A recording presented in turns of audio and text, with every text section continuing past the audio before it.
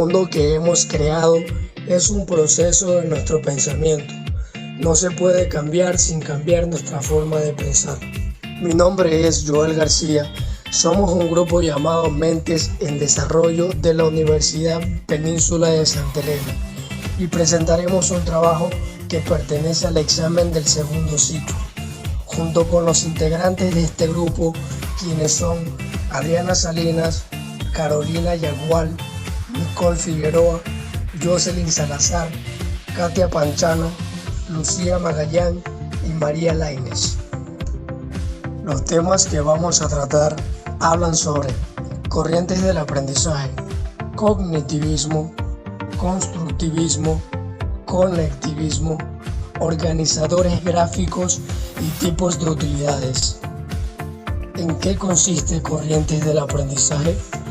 Pues esta está caracterizada por tener una línea del tiempo e investigación definida sobre la cual se realizan aportes permanentes y que les dan coherencia, solidez y presencia en el tiempo a los discursos que la constituyen. El cognitivismo es una teoría psicológica cuyo objeto de estudio es cómo la mente interpreta, almacena y procesa información en la memoria. De otro modo, se interesa por la forma en que la mente humana piensa y aprende. ¿Quién la inventó? Según la teoría de Jean Piaget, el cognitivismo es aquel que nos ayuda a desarrollar los pensamientos y es la suma de los conocimientos a lo largo de la vida, de acuerdo a las etapas del niño hasta que él llega a ser un adulto. De esta manera aprende a percibir, comprender e interpretar y más que nada aprende de las experiencias vividas. ¿Cómo se enseña? Debe ser entregado a través de los sentidos, partiendo de la experimentación del sucesor y hacer que ésta posea la memoria a largo plazo. ¿Qué problemas resuelve? Superar una situación social difícil, resolver problemas matemáticos, acertijos, analizar hechos sociales, entre otros. ¿Cómo podemos trabajar el área cognitiva en los niños? Lo podemos hacer a través de las canciones, resolviendo acertijos, con el abecedario, las tablas de multiplicar, escuchando ruidos e identificando palabras y letras. ¿Cómo influye el cognitivismo en el aprendizaje? Se centra en la eficacia y las pertinencias de las estrategias institucionales y optimiza el proceso de la información. ¿Cómo ve el cognitivismo al estudiante? El estudiante es un sujeto activo, procesador de información, que pese a la competencia cognitiva para aprender y solucionar problemas. Como un ejemplo de cognitivismo tenemos la composición de números. En este caso, yo enseñaría al estudiante la composición del número 12. ¿Cómo lo hace? Por medio de una decena y 2 unidades. Es así como él va a aprender la composición de uno a uno de los números. Muchas gracias. Le doy paso a mi compañera Nicole. Constructivismo es una corriente pedagógica basada en la teoría del entendimiento.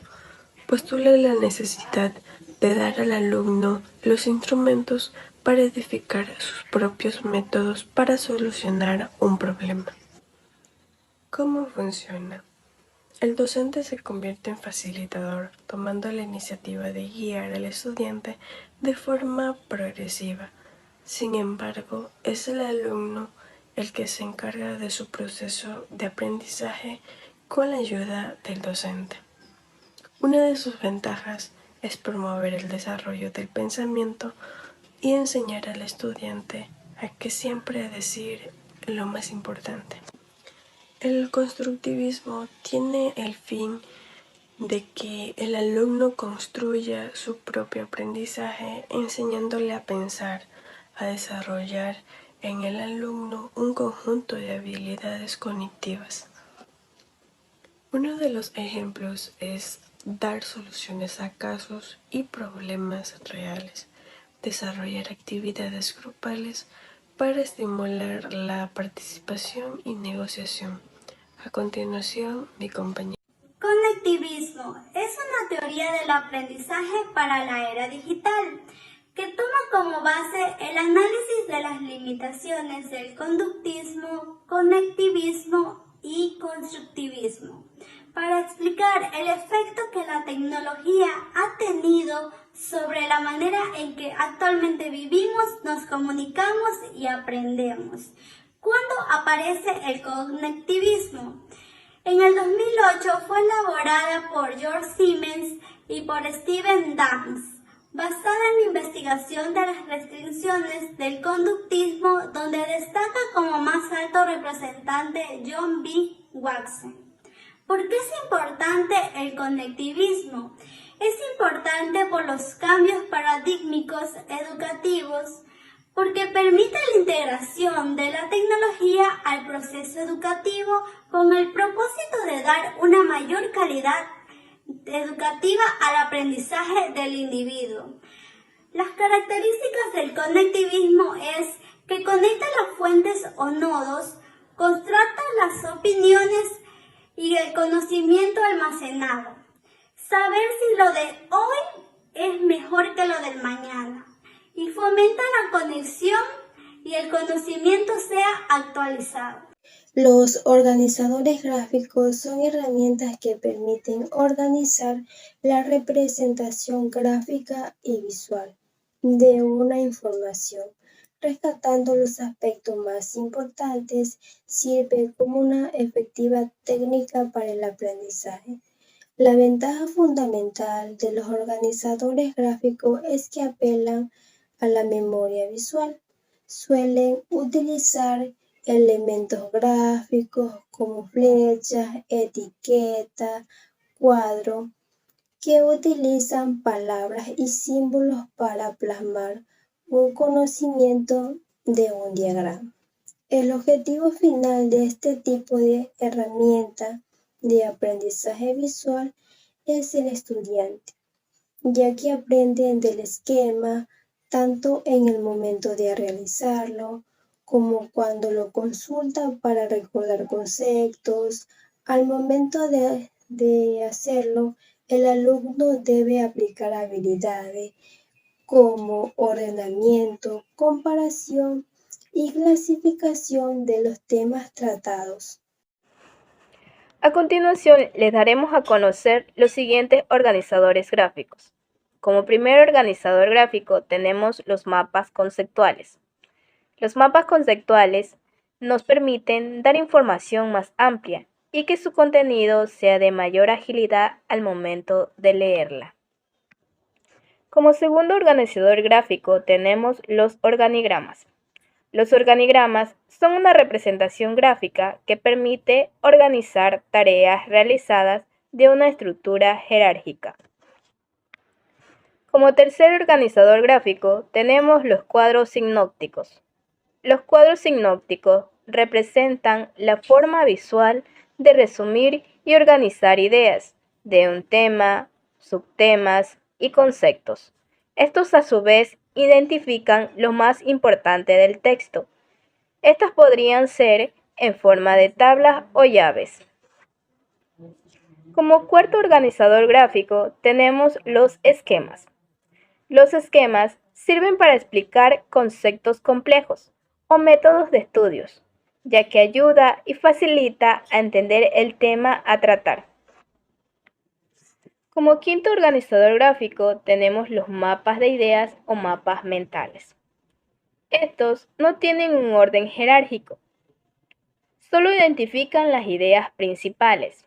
Estos a su vez utilizan imágenes, colores y formas que implementan para el entendimiento del tema a tratar.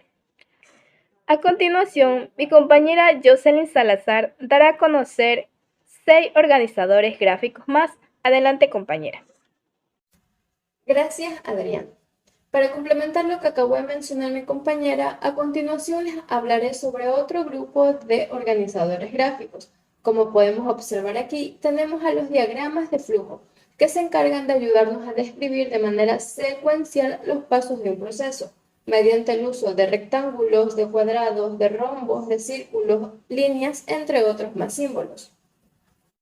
Como siguiente organizador gráfico tenemos a los diagramas de Venn.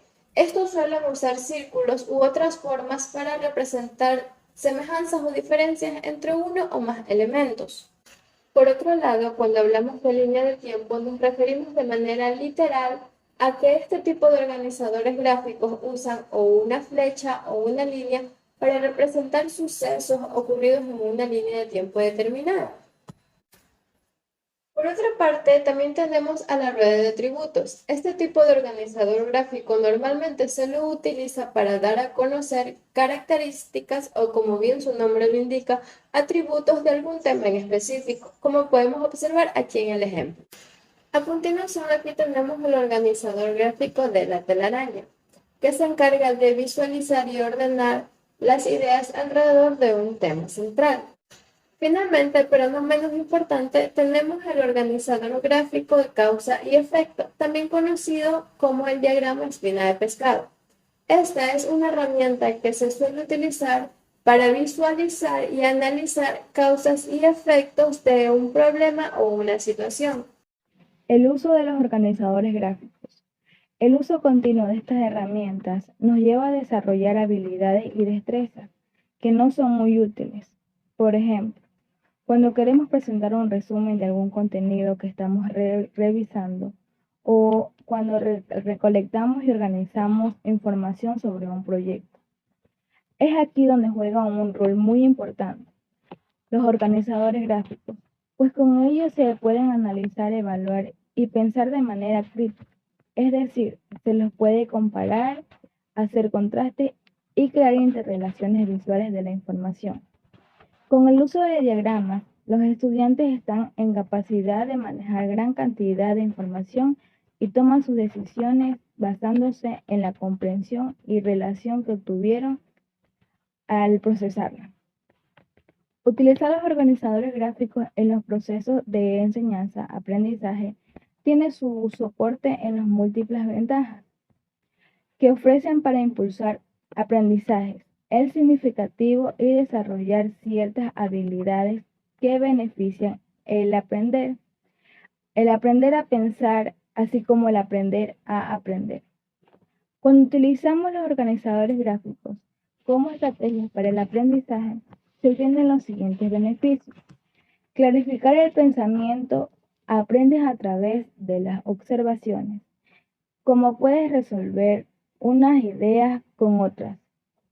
Luego decides cómo quieres organizar tus informaciones, aplicando el pensamiento crítico y reflexivo. Reforzar la comprensión. Utilizando tus propias palabras, expresas lo que has aprendido.